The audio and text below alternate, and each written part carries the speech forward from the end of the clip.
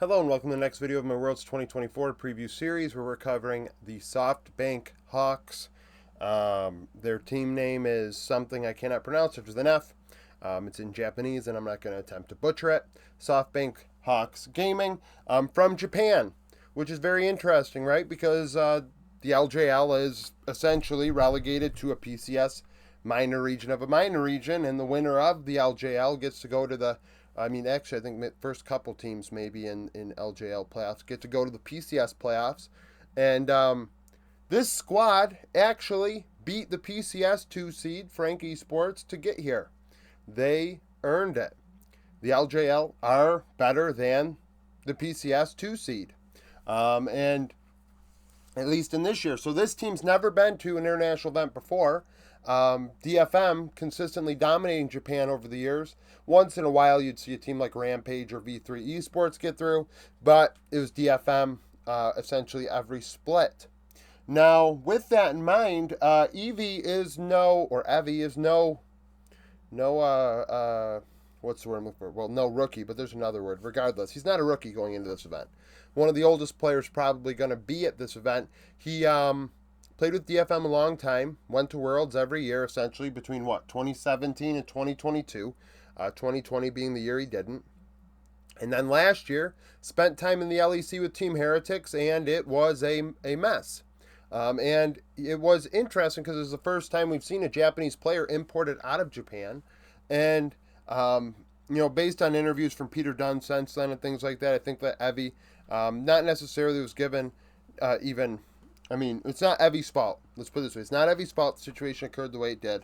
The team never really got off the ground. And he goes back to Japan and goes back to Worlds. So isn't that something? He's about to go to Worlds in Europe and look at all the Heretics folks and be like, hey, look, I'm still here and where are you? So his stats in PCS playoffs, not great. 1.4 KDA, 6.5 CS per minute, 61.6 KP. So these are very facilitator facilitator numbers, sorry. 3 out of every 5 kills. He's very involved. Not getting farm as a result, does die a lot. 1.97 return on investment, dealing a lot of damage because he's not getting a lot of farm. High ROI because he's not getting a lot of farm. So the damage he deals, quite significant, is the most efficient in that category on the team. Gets 22% of the team's gold, 19% of... trying to rush this video out, I guess. So 22% damage, 19% gold. 2.89 vision score per ward placed. On average, you're going to find this be a common trend with this team, a concerning trend, that in PCS playoffs, Evi was behind 182 gold, 5 CS, 105 XP. You're going to say, that's not a lot. It's not a lot, but you're against PCS players. So now when you go against the LCK, LPL, or in this case, this team's going to be playing against LEC 3 seed, LCS 3 seed, you're going to have to play a little better than you did in the PCS playoffs. 11 solo kills, 8 champions played in 16 games. He's 22 and 43 over his career internationally. 1.4 KDA, 58 KP, 7.3 CS per minute. These numbers track with his numbers this past playoffs, actually. 1.21 return on investment. That spans many years and many metas. So Worlds 2021, DFM actually got out of group play-ins. So he has been to group stage once. Otherwise, 2017, 18, 19, and 22 out in play-ins. Forest, Korean import, played with T1 last year in Challengers. Had a 1.5 KDA, 6.3 CS per minute, 67.7 KP in the PCS playoffs. 1.53 return on investment, 18.7 damage share, 19.2 gold share. Most efficient player on the team, looking at this now. Yeah, most efficient player on the team in terms of vision. 3.69 vision score per ward placed. So a young player, not a lot of experience, going right into the fire. He's only played 1 year outside of Challengers and is going to an international event. Down 5 gold, up 1 CS, 60 XP, essentially even. No solo kill, 7 champions, 16 games. Dasher in mid lane, another Korean import.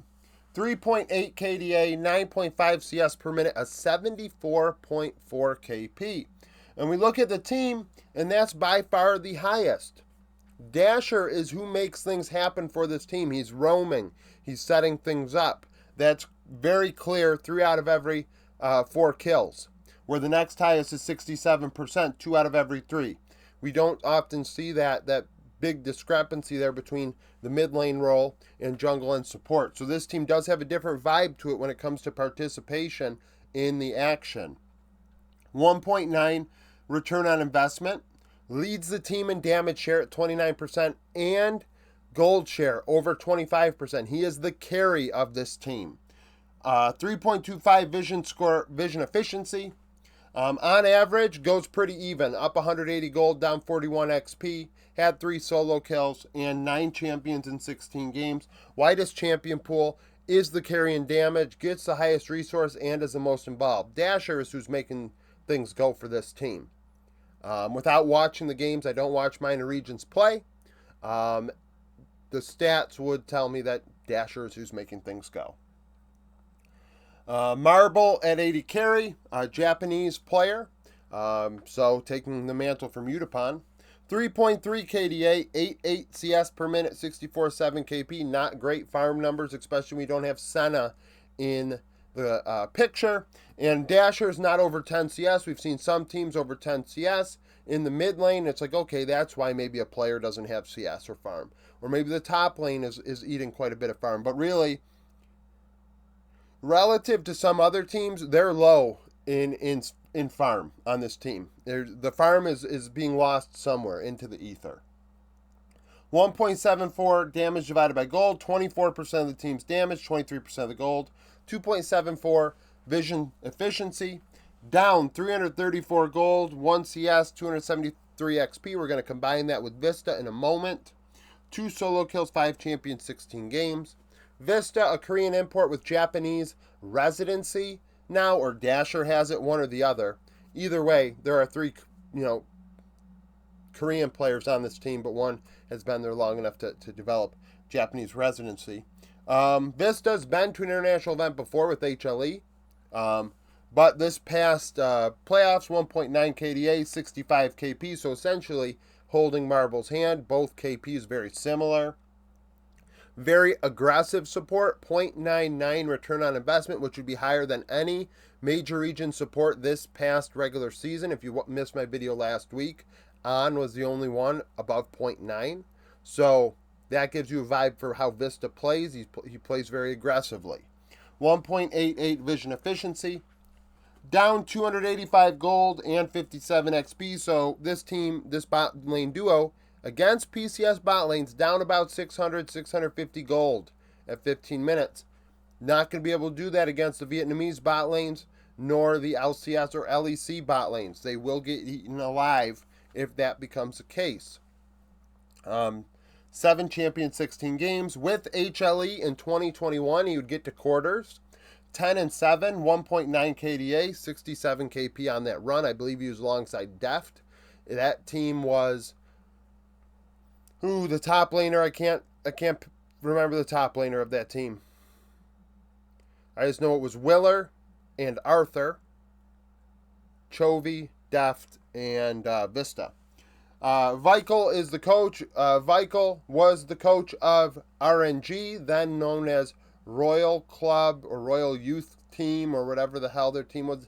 Try not to mix it up with that Turkish roster of years past, but they were an LPL coach with Uzi back in 2014 and would finish runner-up that year, going 12-8 on that run. So, this team's probably one of the worst teams statistically going into this event, but somehow they got it done and beat the PCS squads to get here. Allowing all that farm to disappear doesn't make much sense. Something's happening here. If you're giving gold to other teams, you're spotting gold to better players, it's going to be rough. So we'll see what happens with this squad. It is nice to see Japan at this event because, many would assume, and I frankly kind of assume that Japan and OS may never go to another international event because the PCS is so strong. But Japan were able to put up a roster, and it's not even DFM, which is surprising. The DFM dynasty is over. So just a wild thing. Evi back at Worlds, that's nice to see. So yeah, so thank you for watching. If you like the video, like it. Subscribe to the channel for daily League of Legends content.